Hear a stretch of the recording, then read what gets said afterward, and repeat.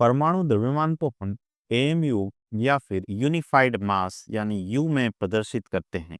एक एएमयू 1.67 गुणित 10 की घात -24 ग्राम के बराबर होता है। आप देख सकते हैं कि यह द्रव्यमान कितना कम है। इसका मान बहुत ही कम है। अगर इसको हम लिखना चाहें तो 0.0000 आप देख सकते हैं नेगेटिव में 24 लिखा हुआ है। यह एक अत्यंत ही कम द्रव्यमान है।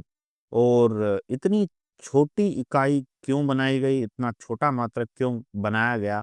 इसका कारण यह है कि जब हम परमाणु की बात करते हैं, परमाणु के अंदर उपस्थित कणों की बात करते हैं, तो अत्यंत ही कम द्रव्यमान वाले कण यहाँ पर होते हैं। जैसे अगर हम एक प्रोटॉन की बात करें तो उसका द्रव्यमान लगभग लगभग 1 यू होता है।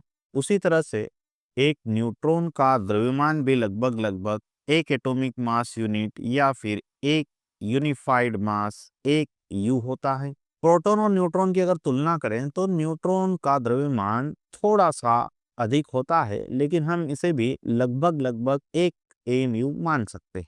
इलेक्ट्रॉन के द्रव्यमान की अगर बात करें तो यह और भी कम होता है। यह 1/1832 एमयू के लगभग लगभग बराबर होता है। तो हम ये बोल सकते हैं कि इलेक्ट्रॉन का जो द्रव्यमान है वो प्रोटॉन और न्यूट्रॉन की अपेक्षा बहुत ही कम है। इसलिए जब भी हम परमाणु के द्रव्यमान की बात करेंगे तो प्रोटॉन और न्यूट्रॉन का कुल मिलाकर के जो द्रव्यमान रहेगा वही हम परमाणु का द्रव्यमान मान लेंगे। तो यहाँ पर जैसे यह 12.01 लिखा हुआ है तो ये कार्बन में उपस्थित प्रोटॉन और न्यूट्रॉन के द्रव्यमानों का योग है। यहाँ पर इसका मात्रक अगर हम एएमयू लिख देते हैं तो यह परमाणु द्रव्यमान बन जाएगा। यहाँ कोई भी मात्रक लिखा हुआ नहीं है। इसका अर्थ यह हुआ कि यह सापेक्षिक परमाणु द्रव्यमान है। कहने का अर्थ है कि ये सारे द्रव्यमान जो है हाइड्रोजन के सापेक्ष में लिखे गए हैं। मतलब कार्बन का जो एक परमाणु है वह 12.01 गुना अधिक द्रव्यमान रखेगा। किसकी तुलना में? हाइड्रोजन परमाणु की तुलना में। किसी प्राकृतिक तत्व के एक परमाणु का द्रव्यमान उस तत्व में विद्यमान सभी प्राकृतिक रूप से पाए जाने वाले परमाणुओं के औसत द्रव्यमान के बराबर होता है। अगर किसी एक तत्व का कोई समस्थानिक नहीं है तो परमाणु का द्रव्यमान उसमें उपस्थित प्रोटॉन और न्यूट्रॉनों के द्रव्यमान का योग होता है। लेकिन अगर एक तत्व समस्थानिक रूप में उपस्थित होता है तो हमें प्रत्येक समस्थानिक रूप का प्रतिशत जानना होगा और औसत द्रव्यमान की गणना करनी होगी।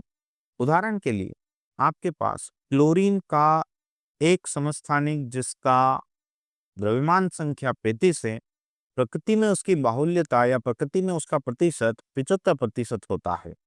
और इसी तरह से क्लोरीन का जो दूसरा समस्थानिक है उसका प्रकृति में प्रतिशत 25% होता है। तो अब हम यहाँ पर क्लोरीन का जो परमाणु द्रव्यमान है वो 35 बताएंगे या 37 बताएंगे।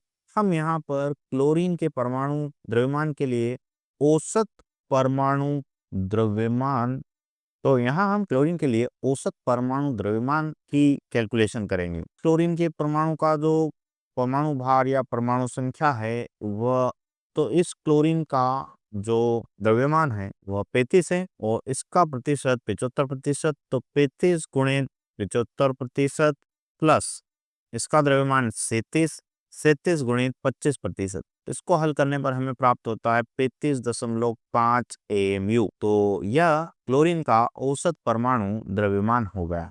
तो जितने भी समस्थानिक रहेंगे हम उनके परमाणु द्रव्यमान को उनके प्रतिशत से गुणा करके और फिर सभी के जो भी द्रव्यमान रहेंगे उनका हम औसत यहाँ पर कैलकुलेट करते हैं। इस औसत को औसत परमाणु द्रव्यमान कहा जाता है।